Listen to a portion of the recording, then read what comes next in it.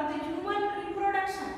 तो last lecture में हम लोगों ने पढ़ा था कि ह्यूमन रिप्रोडक्शन क्या होता है। ह्यूमन रिप्रोडक्शन हम थोड़ा सा जनरल व्यू पढ़े थे। This is the sexually reproduction and fusion of gametes, then viviparous जो डायरेक्टली बर्थ होता है, then give birth that is the young one, right.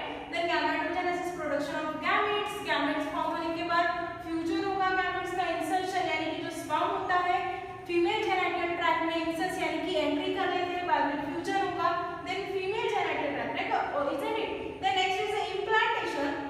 Morula gastrula and वास्कुला की स्टेजेस होती है, जब फ्यूजन होता है, जाइगोट बनता है, डेवलपमेंट ऑफ जाइगोट, तब ये स्टेजेस होती है morula gastrula and वास्कुला।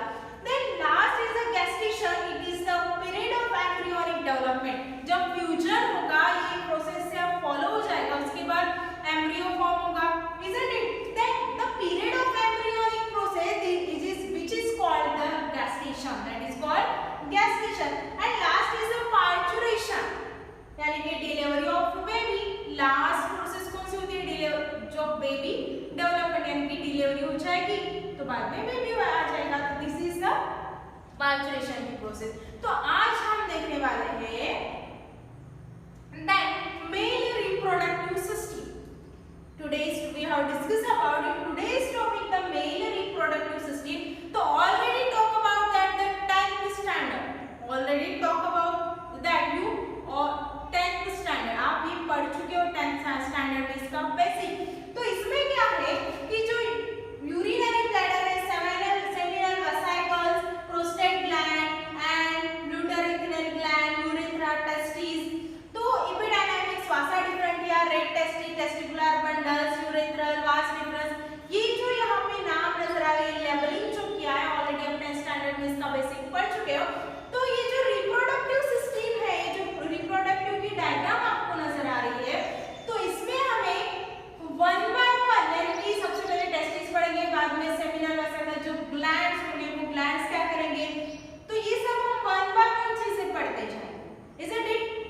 The testis is the most important piece of the male reproductive system. इसमें जो reproductive system है most of the important वो है testis. Then यहाँ पे देखो Alice of testis, Alice of testis. तो जो scrotum है testis में, for example यहाँ पे scrotum होता है. These are the most important thing of the testis is scrotum. This scrotum dissect the squatter cells in out the present in without the abdominal cavity. जो squatter cells होता है यानी कि scrotum, जो scrotum है वो कहाँ पे प्रेजेंट होता है? Abdominal cavity. हम मेल रिप्रोडक्टिव सिस्टम की बात कर रहे हैं। मोस्ट ऑफ द टेस्टिस का जो कवरिंग होती है स्क्वाटर सेल जो होता है कहाँ पे प्रेजेंट होता है? एब्डोमिनल सेल में। जो ह्यूमन बीइंग में एब्डोमिनल कैविटी होती है वहां पे वो स्क्वाटम प्रेजेंट होता है, isn't it? Then testis is a present in pelvic region. Testis present in pelvic region. हम ह्यूमन बीइंग की यानी कि मेल रिप्रोडक्टिव सिस्टम की बात कर रहे हैं, ह्यूमन बीइंग की नहीं, ओके? तो यहाँ पे जो टेस्टिस है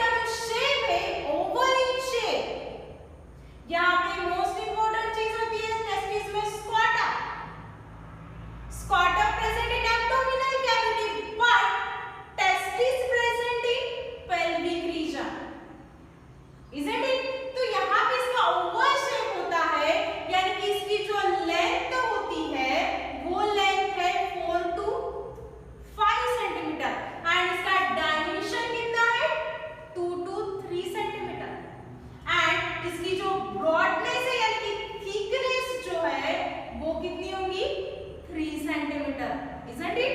तो ये है अपना टेस्टिस का एक्सटर्नल, isn't it? तो अब हम पढ़ेंगे नेक्स्ट, ये है टेस्टिस। तो यहाँ पे टेस्टिस देखो 225 200 to 30 के रेंज में, 230 का जो बाउंड्रीज है 230 compartment are present, 230 compartment are present in testis. तो यहाँ पे देखो ये जो कंपार्टमेंट आपको नजर आ रहे हैं, ये कंपार्टमेंट 200 and 300 तक कंपार्टमेंट यहाँ पे प्रेजेंट रहेंगे। ईच सेमिनिफेरस ट्यूब्यूल व्हाट, इसमें 2 and 3, 2 to 4 यानी कि 2 या फिर 4 सेमिनिफेरस ट्यूब्यूल्स प्रेजेंट रहेंगे। This is the lining in structure, isn't it? That these are the testes in structure. Okay, यहाँ पे 200 to 300 compartment are present, but यहाँ पे compartment are present in a seminiferous tubules, 2 to 3 seminiferous tubules are present, isn't it?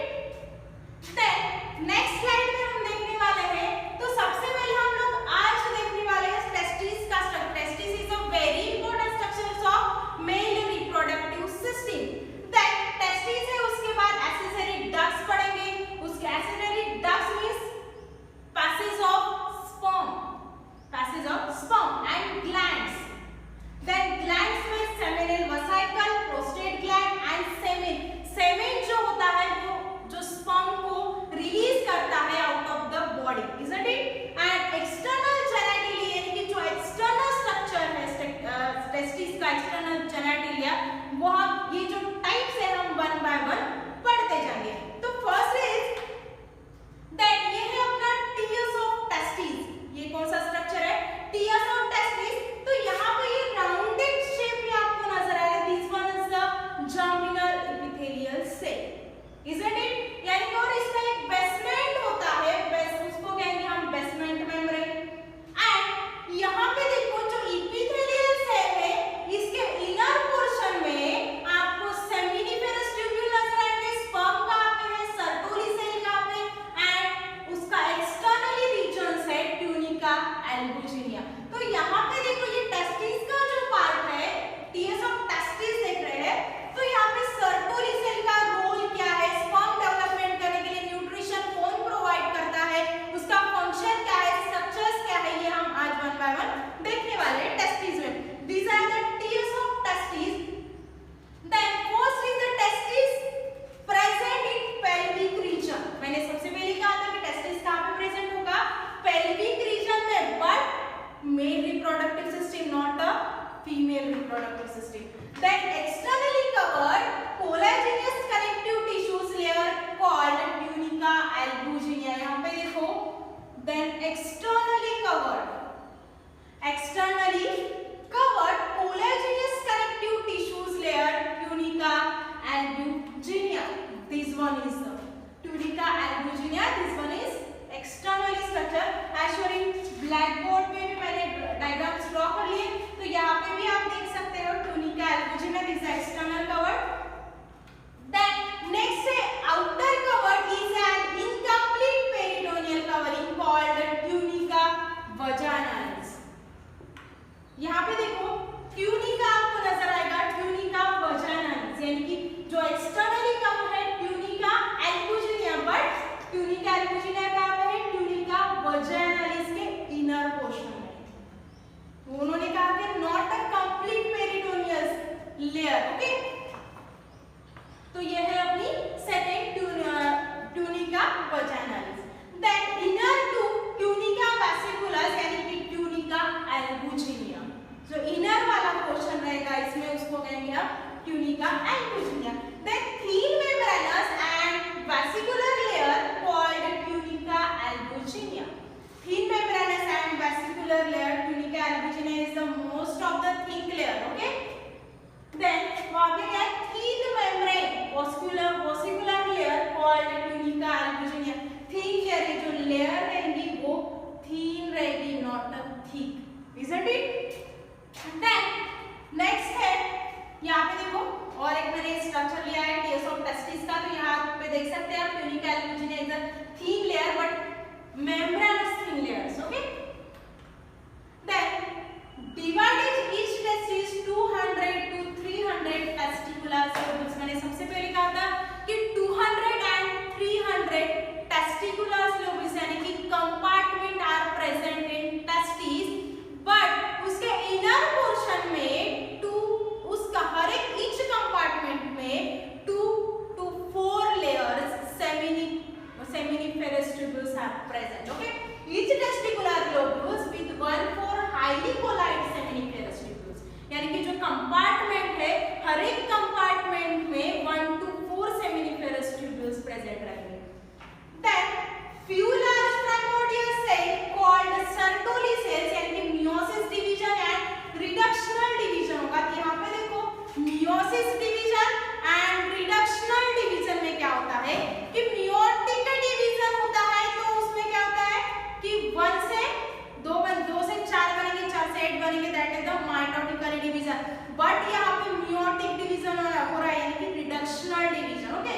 तो sentence पढ़ो, कोई large primordial cell called Sertoli cell, which large primordial cell with Sertoli cell. यहाँ पे black board पे देखो मैंने ड्रॉ की है diagram.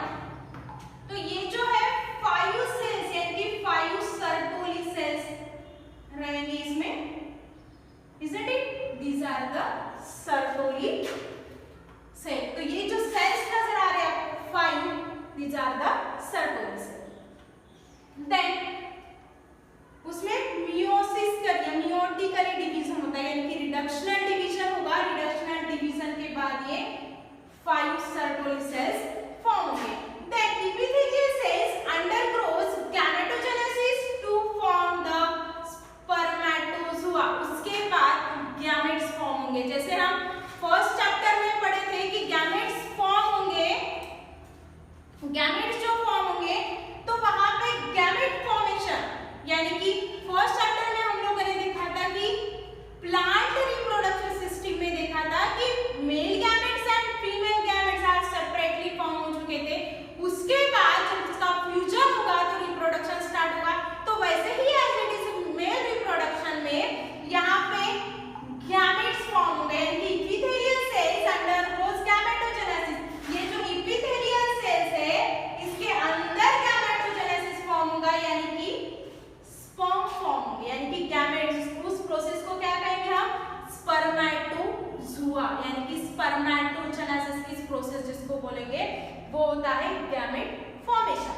Then Sertoli cells provide the nutrition developing sperm यानी कि स्पर्मेटोजुआ की जो प्रोसेस है यानी कि वहां पे क्या फॉर्म हो रहा है, यहाँ पे देखो ये Sertoli cells है यानी कि epithelial cells है, इसके इनर पोर्शन में गैमेट्स फॉर्म वाला हो रहा है यानी कि sperm फॉर्म होगा यानी कि bundle of sperm, isn't it? This is the male gametes.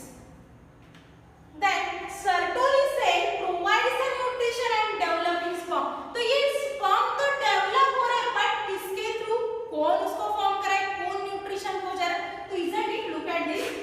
Then first is a Sertoli cell form हो गया लेकिन उसके हेड पोर्शन में यहाँ पे sperm डेवलपमेंट हो रहा है तो उसको न्यूट्रिशन ये Sertoli cell उसको प्रोवाइड करेगा.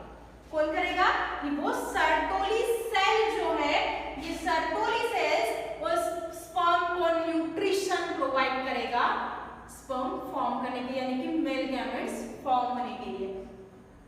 देन नेक्स्ट वाला जो है तो sperm तो फॉर्म हो रहा है. In various stages of spermatogenesis can be seen seminiferous tubules. तो यहाँ पे देखो जो seminiferous tubules है या उसी पे जो स्पर्मेटोजुआ यानी कि फीमेल यानी कि मेल गैमेट्स फॉर्म हो रहे हैं तो उसके वेरियस स्टेजेस के थ्रू वेरियस स्टेजेस है उसमें. तो फर्स्ट है स्पर्मेटोजेनेसिस यानी कि डिप्लॉइड है, सेकंड है प्राइमरी स्पर्मेटोसाइट डिप्लॉइड है, सेकेंडरी स्पर्मेटोसाइट हैप्लॉइड है एंड स्पर्मेटाइड्स हैप्लॉइड है एंड स्पर्म इज हैप्लॉइड. तो यहाँ पे ये जो प्रोसेस है 5 इसके 1 by 1 थ्रू ये प्रोसेस कंप्लीट प्रोसेस को हम क्या कहेंगे? Spermatozoa, isn't it?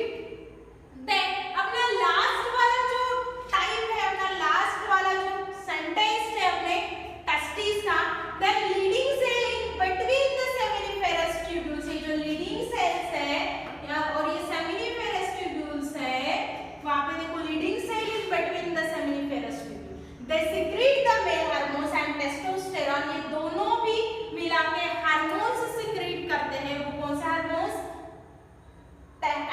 Androgen and और टेस्टोस्टेरोन। ये स्पर्म में कौन से हार्मोन्स प्रेजेंट होते हैं टेस्टिस में? हार्मोन्स एंड एंड्रोजन और टेस्टोस्टेरोन।